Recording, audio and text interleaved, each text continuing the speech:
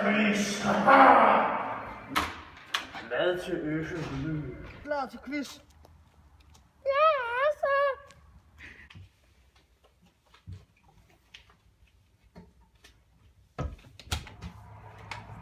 Så er der quiz.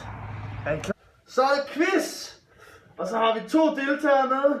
Ja. Vi har Thomas. Og vi har Mads. Hvad laver du, Mads? Ja. Første spørgsmål til de 2 deltagere, det er: hvad er en galakse? Bip, den tager jeg da lige. Men Hvad er svaret så, Mads? hvad svarer jeg? Jeg Ja. får hjælp af min højre hånd, hvis du lige forstår, ikke? Det er også det, jeg bruger til at rulle med. En galakse er en samling af stjerner, og en typisk stor galakse er et par hundrede milliarder stjerner. Det er fandme rigtigt, Mads. Nu er I oppe på et kys fra den her smukke hest. Hvad er en supernova? Kan du svare på det? En supernova, det er en stjerne, der eksploderer, som der begynder at samle en masse atomer rundt grundstoffer og begynder at presse det sammen til en kæmpe kraft, der går ind, og så til sidst, så kan den ikke have kraften mere, så eksploderer den ud, og så ødelægger en masse, der er i sin vej. Ja, Thomas. Kæft, det var godt svaret. Det var næsten bedre end Mads', men altså, du kan godt prøve at kigge på ham nu. Han ligner en junkie på fri fod. Op på måske 2 kys fra den her lækre hest. Vi kan godt se 3, fordi I er så lækre. Men altså, vi skal jo også videre, skal vi ikke? Så næste spørgsmål, det er til Mads. Hvad er tyngdekraft? Jo, altså tyndekraften, det kan jeg faktisk godt give dig rigtig godt bud på. Det er sådan noget, der holder jorden og månen sammen. Det er det nemlig. Og jeg kan godt komme med et rigtig godt eksempel. Altså, når politiet kommer og stormer staden, der hvor jeg hører meget hjemme, ikke? Og så flyver der bare sten, og de lander bare ned på jorden. Fordi der er der simpelthen ikke noget ordentligt tyngdekraft til at holde dem op i luften. Det er det samme, hvis jeg lige kaster sådan en god klump op eller noget. Så griber jeg den sgu igen i hånden, fordi den ryger ned. Og så ryger den sgu. Og så bliver det sgu meget skæv. Pisse godt svaret, Mads, eller godt er godt. Helt rigtigt var det, hvis ikke, men vi kan da godt sige det okay. Altså, nu er I faktisk op på 4 kryds på den her hest. Det er 2 til hver. Fuck, det er vildt. Jeg har ikke haft nogen, der har været så højt op. Og det her, det er sindssygt. Nå, skal vi tage videre til næste spørgsmål. Næste spørgsmål, det er: hvad er et sort hul? Og det er til Thomas. Ja! Et sort hul, det er det samme som en supernova på en måde. Fordi supernovaen, det er den, der har lavet det sorte hul. Det er den, der presser alting sammen. Der laver klumpen inde i midten af stjernen. Klumpen. Så der får det til at være et sort hul, som der opsluger alting på sin vej.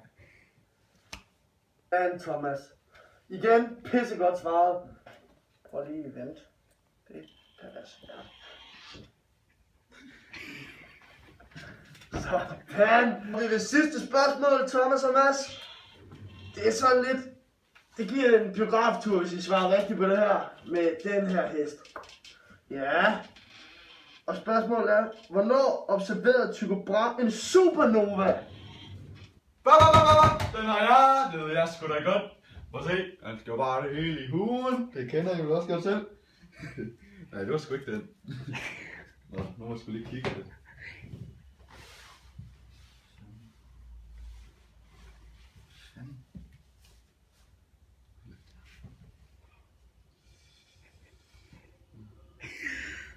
En, 5, 7, 2. Shit, det er godt svaret. Jeg ved ikke engang selv, hvad svaret er, men altså, kæft, det er godt svaret. Altså, I to jeg har rundt en biograftur med mig.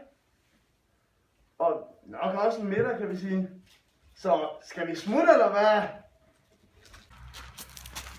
Så besøger vi i biografen. Tag min joint.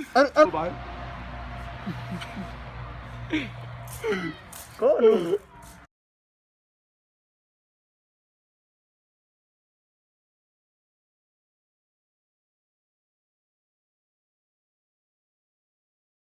Vildt. En solformørkelse er, når det er, at planeterne står på række.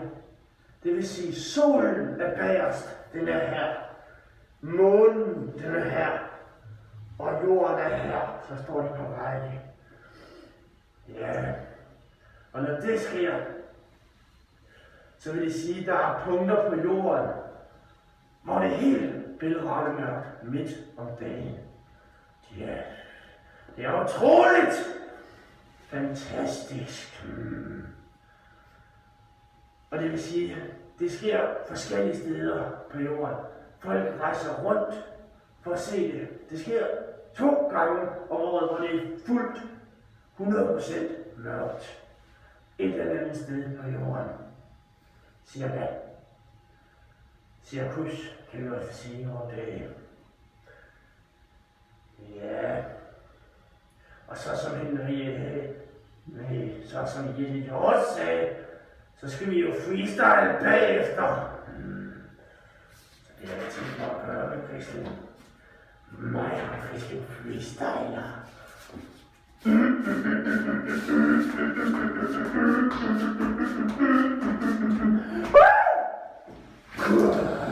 Christian, er du klar til det?